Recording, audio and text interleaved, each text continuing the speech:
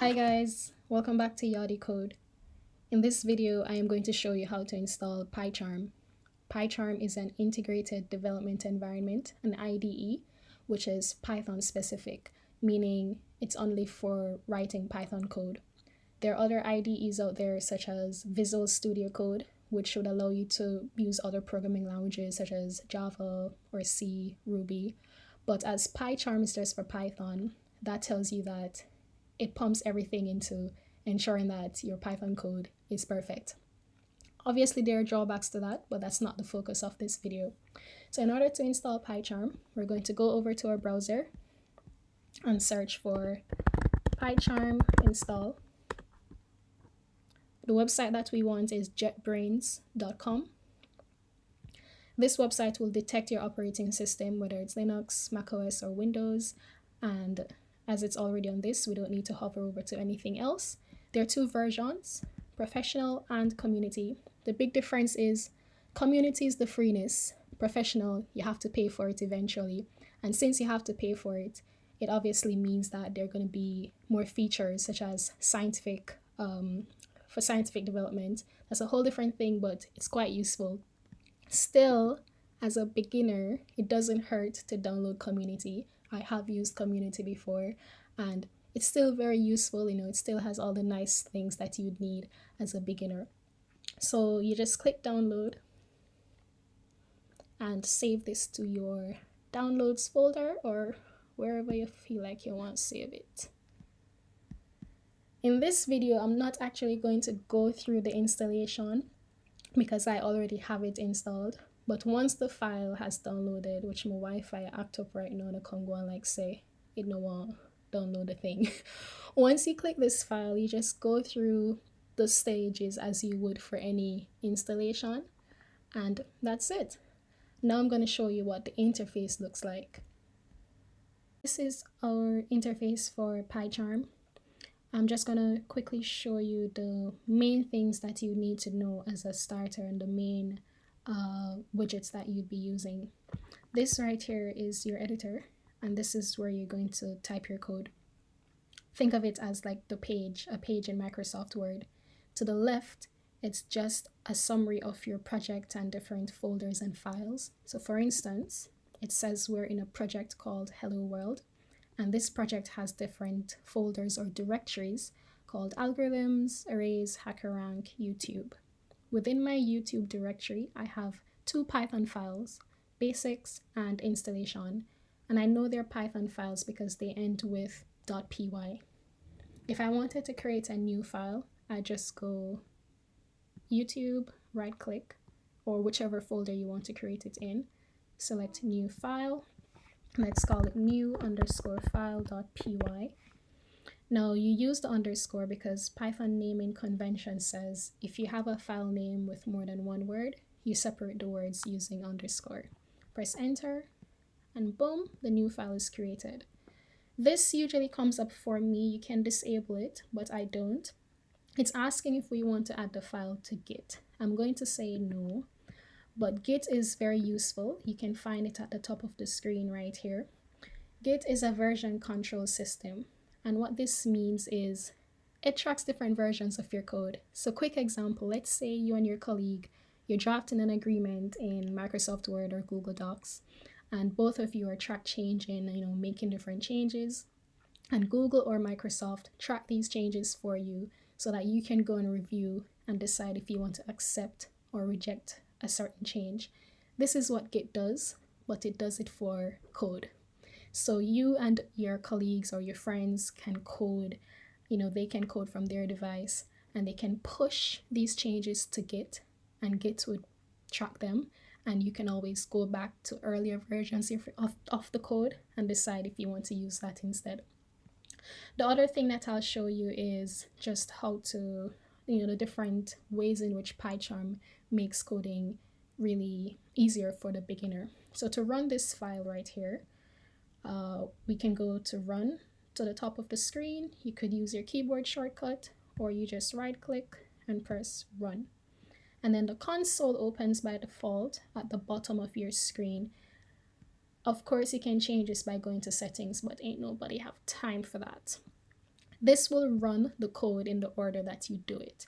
So if I had to put something before this, and I put print an empty line or blank line, and I run this again, it will first give me that empty line before printing this. So it runs things in order. Another example of how PyCharm helps you is if you make a mistake, it will point it out. So let's say you said print my name, and then you say I'm going to run that. It's going to be like, oops, syntax error. Did you mean print my name with the brackets? Because you forgot to put the brackets right here. And to the top of your screen, this red icon shows you that there are problems with your code. So this is one way in which I think PyCharm is better than the default IDE for Python, which is idle, because it has these colorful things that really help you see that, hey, I've done something wrong. Now, a downside to PyCharm is sometimes you have to take an extra step to get things done. So let's say you wanted to do some mathematical calculations. You can't just say 10 plus 10 and run that code. Because if you do that, it's not going to print anything. It's going to say, hey, the statement seems to have no effect. You might need to introduce a variable. So in order to display this, I have to either assign a variable to it, or I could just print. And when I run that, it does the math for me, and it says it's 20. This is useful because I'm going to do the same thing in another platform, Jupyter Notebooks, so you can see the difference. And in some instances, Jupyter Notebooks does make it easier to just deal with certain codes. Okay, so now that you've seen how to install and make your way around PyCharm, I'm going to introduce you to Jupyter Notebooks. It's not an IDE per se, it's more of an online platform that interprets Python code, but it's very useful for teaching and learning Python. In fact, it might be much easier to use when it comes to visualizing data, and I'll show you that shortly. In order to install Jupyter Notebooks, you can go to your terminal or your command line, and you install it using pip. If you want to know how to install pip, there's a video I did on how to install Python and pip. That would be useful. So we go pip, I'm using pip 3, so I'll say pip 3, install Jupyter with a Y, lab, and you press enter.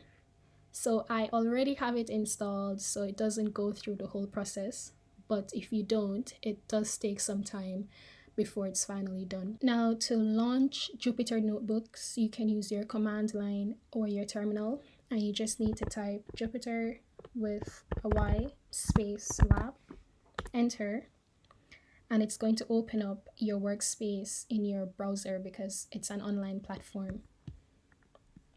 So this is the interface. Of course, like PyCharm, there are different parts to it, different ways to find your way around it. I've not used it as much, so I'm still learning.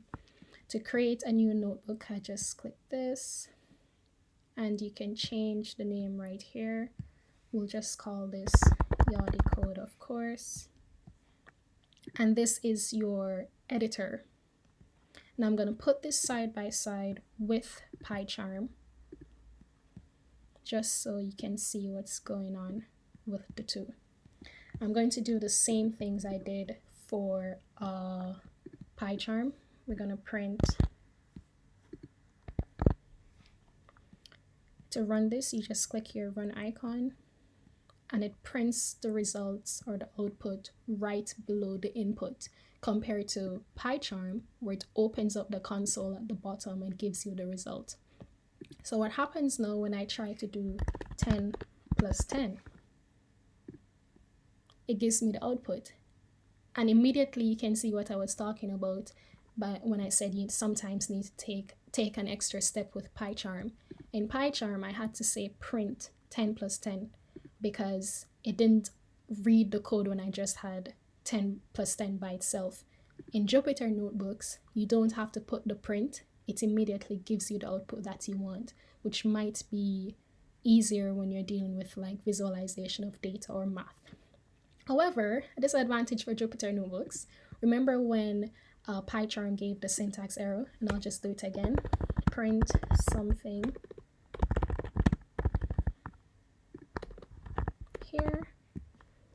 When I ran this, it was like, oops, syntax error, did you mean this, did you mean that? Now let's try Jupyter. So it also tells you there's a problem with syntax.